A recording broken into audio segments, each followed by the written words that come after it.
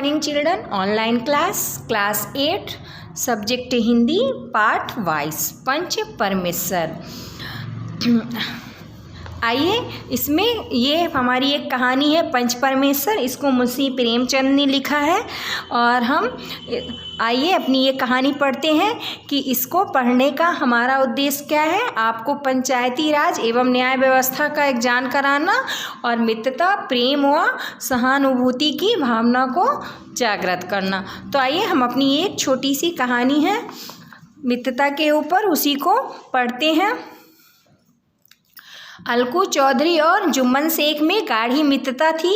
अलगू चौधरी ने जुम्मन शेख के पिता से उसके साथ ही शिक्षा पाई थी। दोनों को एक दूसरे पर पूरा भरोसा था और गाढ़े समय में दोनों मित्र एक दूसरे के साथ खुलकर देते थे। जब अलगू चौधरी कहीं बाहर जाता तब अपना घर जुम्मन के भरोसे छोड़ जाता। इसी तरह जुम्मन शेख अपने घर द्वार की जिम्मेदारी अलगू चौधरी को सौंप जाता था। जुम्मन की एक वृद्धा मौसी थी। जुम्मन के सिवा इस दुनिया में उसका और कोई नहीं था। वह जुम्मन के साथ ही रहती थी। जब तक उसने अपने खेत और घर की संपत्ति जुम्मन के नाम नहीं लिख दी तब तक उसकी पूरी खातिरदारी होती रही, लेकिन संपत्ति लिखते ही उसकी खातिरदारी में कमी आ गई। यहाँ तक कि रोटी दाल तक के लाले पड़ने लगे। जुम्मन की पत्नी गर्म मिजाज की थी। वह रोटियों के साथ कड़वी बातें भी कहने लगी। बुढ़िया ना जाने कब तक जिएगी। 2-3 बीघे ऊसर जमीन क्या दे दी, मानो हमें खरीद लिया है। जितना रुपए इसके पेट में झोंक चुके उतने में तो अब तक गांव खरीद लेते। जुम्मन शेख भी निष्ठुर हो गया था।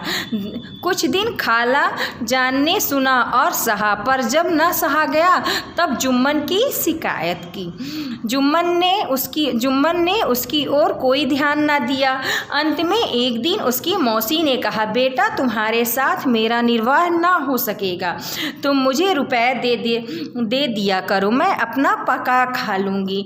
जुम्मन ने दुष्टता से उत्तर दिया, रुपए क्या यहाँ फलते हैं? मौसी ने नम्रता से कहा, मुझे कुछ रूखा सूखा चाहिए भी कि नहीं। जुम्मन ने क्रुद्ध होकर कहा, तो यह थोड़े ही समझा था कि तुम मौत से लड़कर आई हो। नेक्स्ट पेज देखिए। अब खाला जान के पास पंचायत बुलाने के अलावा कोई चारा न था। मौसी ने दौड़ धूप करके पंचायत बैठाई। जब सरपंच चुनने की बात पर जुम्मन आनाकानी करने लगा तब खाला जान ने अलगू चौधरी को ही सरपंच चुना।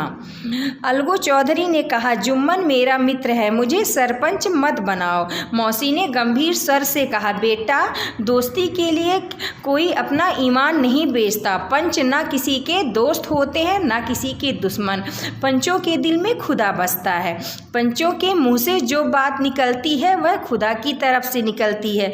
जुम्मन यह सोचकर मन ही मन में खुश था कि मेरा मित्र ही सरपंच बना है, वह निश्चय ही मेरे पक्ष में फैसला लेगा यानी देगा। मौसी की बात सुनकर अलगू चौधरी का सोया ईमान जाग उठा। वह सरपंच बना। उसके आसपास अन्य पंच बैठे थे। पंचों ने बुढ़िया के मामले पर विचार किया। अलगू ने जुम्मन से ऐसे प्रश्न किए कि उसके होश ठिकाने लग गए। जुम्मन हैरान था कि क्या अलगू उसकी दोस्ती भूल गया जो इस मामले में ऐसे प्रश्न कर रहा है।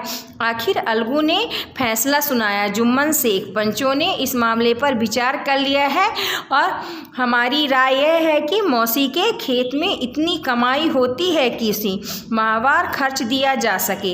यदि तुम इस बात से राजी नहीं हो तो खेतों की लिखा पढ़ी तुम्हारे नाम पर नहीं रहेगी। उस दिन से जुम्मन अलगू चौधरी का जानी दुश्मन बन गया। वह अलगू चौधरी से बदला लेने का मौका ढूंढता रहा। शीघ्र ही उसे ऐसा मौका मिल गया। अलगू ने बैलों की एक नई जोड़ी खरीदी थी। दोनों बैल मजबूत और कमाऊ थे।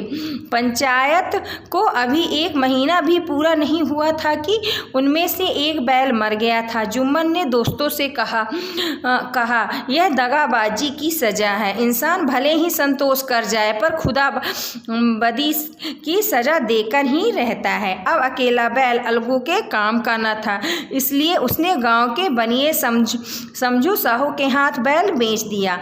1 माह में बैल का दाम चुकाने का वायदा ठहरा। समझू साहू गांव के अनाज गुड़ आदि लाद कर मंडी ले जाते थे। वहां से नमक तेल आदि गांव लाता। नया और मजबूत बैल पाकर वह दिन भर में 3-3, 4-4 चक्कर लगाने लगा। बैल से मेहनत तो इतनी लेता था पर उसके दाने पानी का उचित प्रबंध बिल्कुल नहीं करता था। परिणाम यह हुआ कि कुछ ही दिनों में बैल की हड्डी पसली दिखाई देने लगी। एक दिन चौथी खेप में साहू ने दूना बोझ लादा। दिन भर के थके जानवर के पैर न उठते थे, पर साहू जी कोड़े बरसा कर दौड़ाने लगे। थोड़ी दूर जाकर बैल सुस्ताने के लिए रुकना चाहता था, लेकिन साहू जी को जल्द पहुंचने की चिंता थी, अतएव उन्होंने कई कोड़े बड़ी निर्दयता से बरसाए। बैल ने जी जान से जोर लगाया, पर अब की बार शक्ति ने जवाब दे दिया। वह जमीन पर गिरा और ऐसा गिरा कि फिर उठा ही नहीं। वह मर चुका था। रात में साहू जी की गाड़ी में लदा सामान और रुपए चोर ले गए। इस घटना को हुए कई महीने बीत गए। अलगू जब अपने बैल का दाम मांगता तब साहू जलीकटी सुनाने लगता। हारकर अलगू चौधरी को पंचायत बुलानी पड़ी। समझू को अलगू और जुम्मन के बैर का हाल मालूम था, इसलिए उसने जुम्मन को सरपंच चुना। सरपंच के आसन पर बैठते ही जुम्मन का मन बदल गया। वह अलगू चौधरी को अपना पुराना बैर भाव भूल गया। उसमें उत्तरदायित्व का बोध जग गया। पंचों ने दोनों पक्षों से सवाल जवाब करना शुरू किया। अलगू चौधरी और समझू साहू ने अपनी अपनी बातें बताईं। सभी पंच इस बात पर एक मत थे कि समझू को बैल का मूल्य देना चाहिए, परंतु 2 पंच इस कारण से रियायत करना चाहते थे कि बैल के बीच रास्ते में मर जाने के कारण समझू की हानि हुई है। इसके विपरीत अन्य पंच पूरी कीमत दिलाने के अलावा समझू को दंड भी देना चाहते थे, क्योंकि उसने बैल को निर्दयता से मारा था। उसके अनुसार बैल की मृत्यु इस कारण से हुई थी कि उसने बड़ा कठिन परिश्रम लिया गया और उसके चारे पानी का अच्छा प्रबंध न किया गया था। अंत में जुम्मन ने फैसला सुनाया। अलगू चौधरी और समझू साहू पंचों ने तुम्हारे मामले पर अच्छी तरह विचार किया। समझू साहू के लिए उचित है कि बैल का पूरा दाम चुका दे। जिस वक्त उन्होंने बैल खरीदा था उस समय उसे कोई बीमारी ना थी। अगर उसी समय अलगू पूरी कीमत लेकर ही बैल देते तो क्या यह सवाल पंचायत के सामने ना उठाया जाता।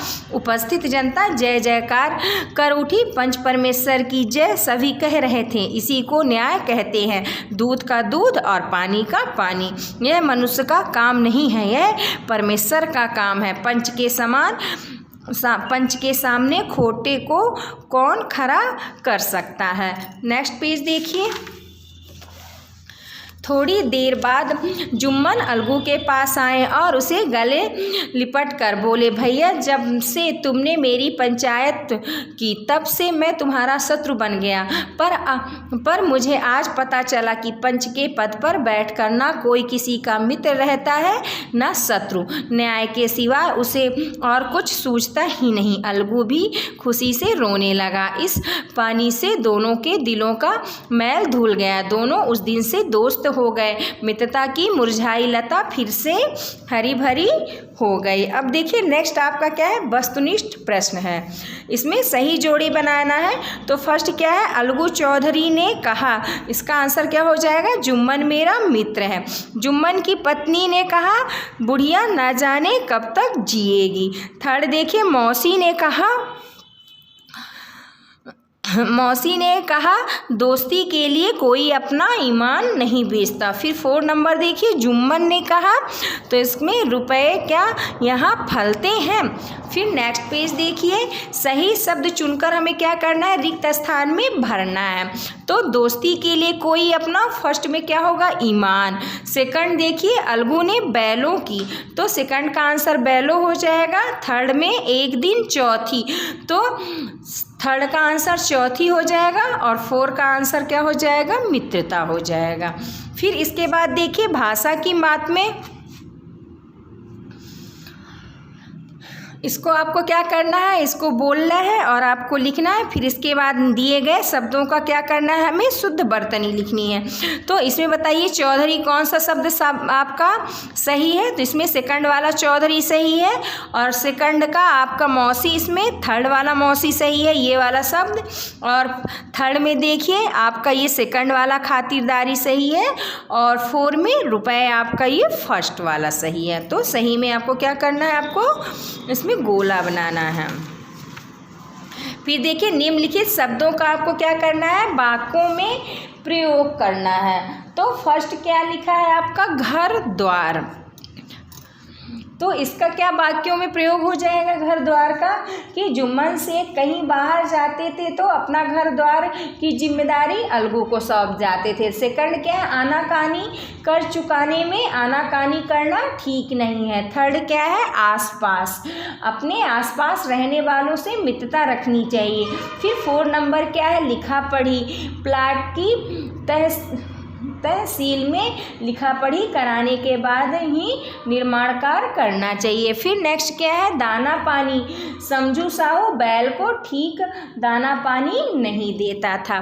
फिर नेक्स्ट क्वेश्चन देखिए, रेखा के शब्दों के स्थान पर विपरीत शब्द रखकर वाक्य को हमें क्या करना, पुनः बनाना है। तो राम श्याम का मित्र था, तो इसका विपरीत क्या हो जाएगा कि राम श्याम का शत्रु था। सेकंड क्या है, अलगू चौधरी बेईमान था, तो इसका आंसर क्या हो जाएगा, अलगू चौधरी ईमानदार था। फिर नेक्स्ट देखिए, जुम्मन की पत्नी मीठी बातें कहती थी, तो इसका क्या हो जाएगा, जुम्मन की पत्नी कटु बातें कहती थी। फिर नेक्स्ट क्या है, 4 नंबर, अलगू चौधरी ने बैल खरीदा, तो इसका क्या हो जाएगा, अलगू चौधरी ने बैल बेचा। फिर देखिए लास्ट, पंचायत ने खालाजान को सजा दी, तो इसमें क्या हो जाएगा, पंचायत ने खालाजान को पुरस्कार दिया। फिर देखिए नेक्स्ट क्या है, उदाहरण के अनुसार कोष्टक में दी गई क्रियाओं के उचित रूप बनाकर रिक्त स्थान में भरना है। जैसे इसमें लिखा है कि मौसी ने दौड़ धूप करके पंचायत, इसमें बैठना लिखा है, तो इसका क्या हो जाएगा, बैठाई हो जाएगा। इसी तरह हमें इनका भी बनाना है। तो सेकंड में देखिए, मौसी की बात सुनकर अलगू चौधरी का सोया ईमान जाग उठा, तो इसमें क्या हो जाएगा, जाग उठा हो जाएगा। फिर नेक्स्ट क्या है, पंचों के दिल में खुदा बसता है, तो इसमें क्या हो जाएगा आपका, बसता है हो जाएगा। फिर नेक्स्ट देखिए, अलगू चौधरी ने बैलों की एक नई जोड़ी खरीदी, तो इसमें क्या हो जाएगा आपका, खरीदी हो जाएगा। फिर नेक्स्ट देखिए, न्यायाधीश ने ऐसे ऐसे सवाल किए कि चोर के होश उड़ गए, तो इसमें क्या हो जाएगा आपका, उड़ गए हो जाएगा। फिर नेक्स्ट देखिए, शैलेंद्र ने 1 महीने में मकान की कीमत देने का वादा किया, तो इसमें क्या हो जाएगा, इसका आंसर किया हो जाएगा। फिर देखिए नेक्स्ट क्वेश्चन क्या है, अधोलिखित सरल वाक्य, मिश्र वाक्य और संयुक्त वाक्यों को पहचान कर दिए गए स्थान में इस आपको ब्रैकेट में लिखना है। तो फर्स्ट क्या है, राम मिठाई खरीदने बाजार गया, ये आपका सरल वाक्य है। जब अलगू चौधरी कहीं बाहर जाता था तब अपना घर जुम्मन के भरोसे छोड़ जाता था, इसमें ये तब है देखिए, तो ये आपका मिश्रित वाक्य है। जुम्मन की पत्नी गर्म मिजाज की थी, ये आपका सरल वाक्य है। कुछ दिन खाला ने सुना और लिखा है, ये देखिए सहा, पर जब ना सहा गया तब जुम्मन से शिकायत की, ये आपका संयुक्त वाक्य हो गया। जुम्मन शेख भी निष्ठुर हो गया था, तो ये आपका क्या है, सरल वाक्य है। फिर नेक्स्ट पेज देखिए, यह मनुष्य का काम नहीं है, यह परमेश्वर का काम है, ये आपका मिश्रित काम है, मिश्रित वाक्य है।